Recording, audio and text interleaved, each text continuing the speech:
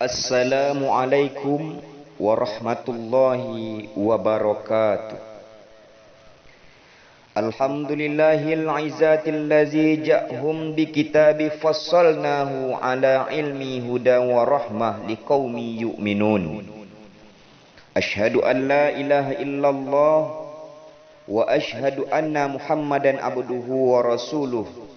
Allahumma fassalli wa sallim ala sayyidina Muhammad wa ala alihi wa sahbihi ajma'in, amma ba'd. Dewan Hakim yang kami muliakan, yang kami hormati pengurus BKMT Kabupaten Kepulauan Meranti dan seluruh peserta Pildacil.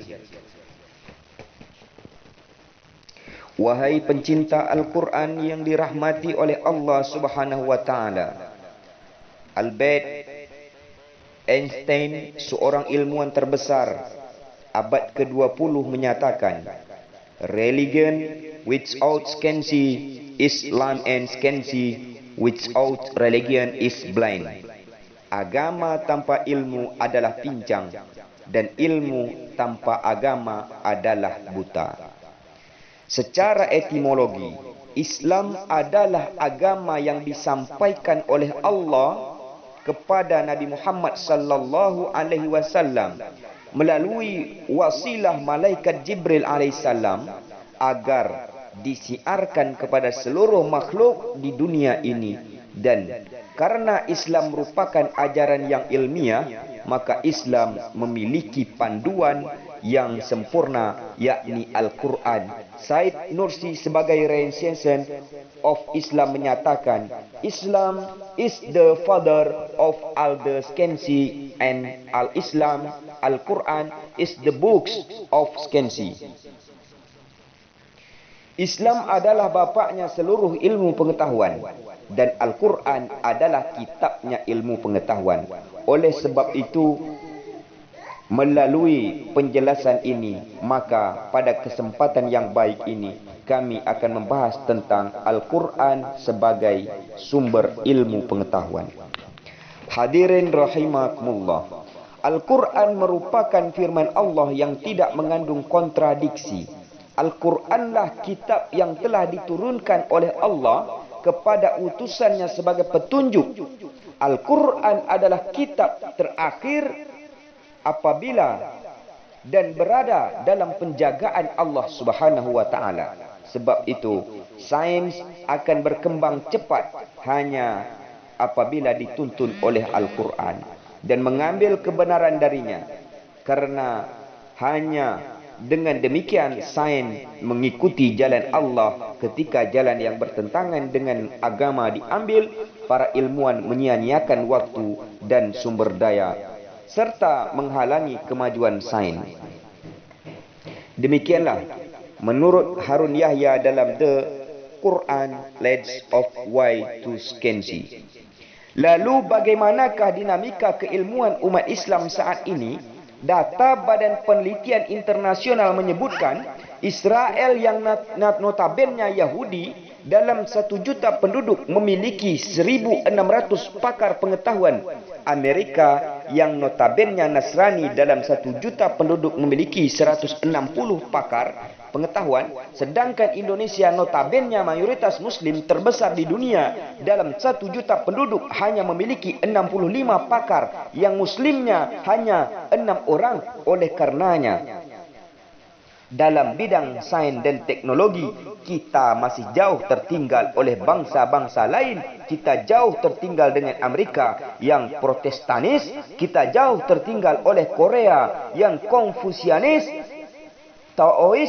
Bahkan kita jauh tertinggal oleh Jepang yang Buddhis Taois. Padahal 14 abad yang lalu kita diperintahkan untuk membaca dan menggali ilmu pengetahuan. Bacalah Al-Quran supaya hidup teratur. Bacalah alam supaya lahir karya-karya luhur. Dan bacalah diri kita agar hidup tidak takabur. Maka salah satu yang harus dilakukan adalah dengan dapat memahami Al-Quran secara tekstual terlebih dahulu. Yakni memahami Al-Quran dari segi kebahasaan, dan bahasa Al-Quran adalah bahasa Arab sebagaimana Allah berfirman di dalam Al-Quran surat Toha ayat 113. Wa kadzalika anzalnahu Qur'anan Arabiyyan wa sarrafna fihi minal wa'idi la'allahum yattaquna aw yahdithu lahum zikra. Dan demikianlah kami menurunkan Al-Quran dalam bahasa Arab, dan kami telah menerangkan dengan berulang kali di dalamnya sebagaimana sebahagian dari ancaman agar mereka bertakwa, atau agar Al-Quran itu menimbulkan pengajaran bagi mereka. Quran surah Toha. Hadirin rahimakumullah, di dalam kitab Jami' Al-Bayan Takwil Al-Quran, Imam At-Tabari menjelaskan bahawa yang dimaksud dengan firman Allah di atas adalah ma khuzu bihi min amarallah wa aqabihi wa waqaihi bil amami qablihim. Apa yang diperingatkan kepada mereka merupakan perintah Allah, hukumannya dan ketetapan-ketetapan terhadap umat-umat sebelum mereka. Jika kita perhatikan secara seksama, maka kita dapatkan bahawa ayat di atas menjadikan kehadiran Al-Quran bagi umat Islam mengandung salah satu dari tujuan pokok. Satu, agar manusia bertakwa kepada Allah, dan agar kitab suci tersebut menimbulkan nilai-nilai ilmiah bagi mereka, sehingga mereka dapat terhindar dari siksa duniawi dan ukhrawi. Kedua, menimbulkan pengajaran atau pendidikan bagi mereka, yakni mengundang mereka untuk berpikir dan ingat, sehingga pada akhirnya mengantarkan mereka bertakwa. Demikian menurut Profesor Dr. Muhammad Quraisy dalam tafsir Misbah. Hadirin, memperhatikan penjelasan tersebut, maka jelaslah bahawa Al-Quran itu benar-benar merupakan sumber ilmu pengetahuan. Hal ini juga bisa kita temukan kata-kata ilmuwan dalam berbagai bentuk di dalam Al-Quran yang terulang sebanyak 854 kali. Di samping itu, banyak pula ayat-ayat Al-Quran yang menganjurkan untuk menggunakan akal pikiran, penalaran dan sebagainya. Untuk itu, tiada yang lebih dituntut dari suatu kitab agama menyangkut bidang ilmu kecuali anjuran untuk berpikir, serta tidak menetapkan suatu ketetapan yang membatasinya, menambah pengetahuan selama dan di mana saja ia kehendaki. Pada akhirnya, kami mengajak, wahai saudara-saudaraku orang Melayu, yuk kita jadikan Al-Quran pedoman hidup. Wahai saudara-saudaraku orang Sunda, hayu orang sami-sami ngejanten keun Al-Quran kanggo tuntunan kehidupan orang. Wahai saudara-saudaraku orang Lampung, lapah gam jadikan Al-Quran sebagai pengunggah uri. Wahai saudara-saudaraku orang Solo, sumonggo kulo lan panjenengan dadosaken Al-Quran kagem tuntungain gesang. Wahai saudara-saudaraku orang Perancis, Ales Oteles le Al-Quran por le lugue de notile fever. Wahai saudara-saudaraku orang Jepang, ja Al-Quran wa wasitachi no kiatusu ni nari somoso nari momoso. Demikian yang dapat kami sampaikan, mudah-mudahan ada manfaatnya. Wabillahi taufiq wal hidayah. Assalamualaikum warahmatullahi wabarakatuh. Assalamualaikum warahmatullahi wabarakatuh.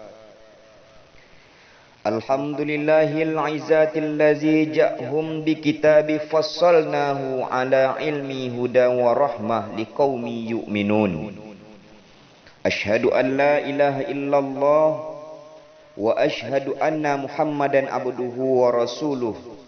Allahumma fassalli wa sallim ala sayyidina Muhammad wa ala alihi wa sahbihi ajma'in, amma ba'd. Dewan Hakim yang kami muliakan, yang kami hormati pengurus BKMT Kabupaten Kepulauan Meranti dan seluruh peserta Pildacil. Wahai pencinta Al-Quran yang dirahmati oleh Allah Subhanahu wa Ta'ala, Albert Einstein, seorang ilmuwan terbesar abad ke-20 menyatakan, religion without scanty is lame and scanty without religion is blind. Agama tanpa ilmu adalah pincang dan ilmu